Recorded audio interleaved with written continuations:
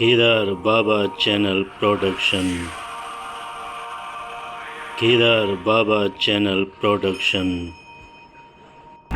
ये बातें इस कलयुग में वही करता है जो सच्चा भक्त होता है, सच्ची भावनाओं के साथ जीवन गुजारता है। तो वैसे भी कहा गया है कि भक्ति में जो आप पानी पीते हैं, जो जल है, वो चरणामृत के रूप में समझो।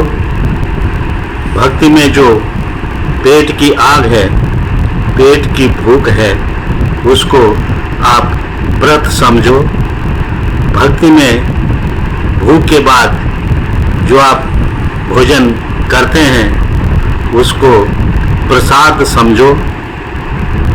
अगर आप परिवार के साथ कहीं भी जाते हैं सफ़र में, तो उस सफ़र को तीर्थ यात्रा मानकर समझो।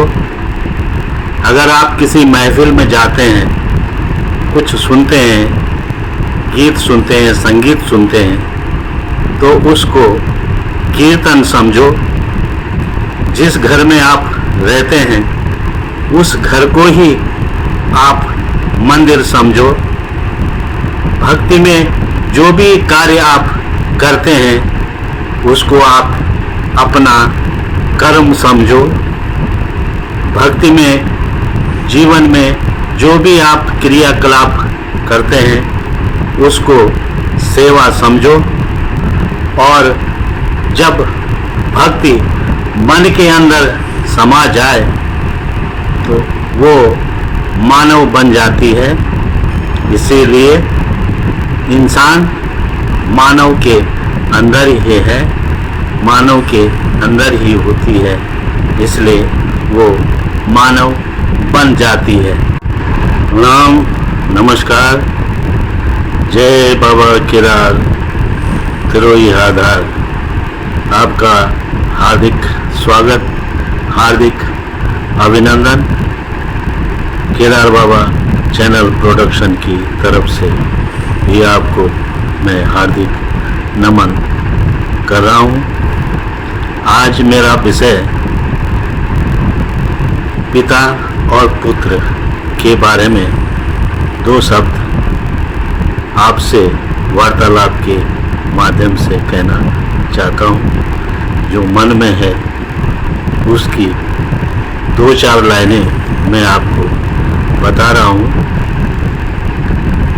कि इस सनातन धर्म में मनुष्य जीवन में 4 प्रकार के पुत्र बताए गए हैं या कहे गए हैं। पहला है लेनदार पुत्र, जो पिछले जन्म में लेनदार रहा हो, पुत्र होकर आ गया हो, उसे पढ़ाओ, उसे लिखाओ, उसका विवाह करो, उसका लेन देन पूरा हो जाएगा और अंतिम समय तक जीवन गुजार देगा। दूसरा पुत्र है दुश्मन पुत्र, जो पिछले जन्म का दुश्मन होकर फिर आपके परिवार में आ जाता है। ऐसा पुत्र कदम कदम पर, समय समय पर केवल दुख ही देता है, सुख कभी नहीं।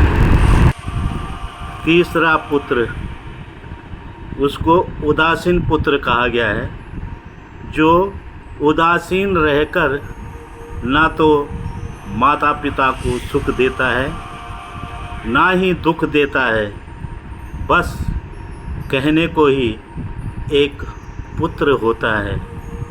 और चौथा, जो सेवक बनकर जब पिछले जन्म में तुमने किसी की सेवा सत्कार में अतिथि देवो भव मानकर चलते रहे हों और सेवा की हो, वही तुम्हारा पुत्र बनकर आपकी गोदी में आ गया। ऐसा पुत्र ही माता पिता को बड़ा ही सुख देता है, संपन्नता देता है और आपकी केयर करता है।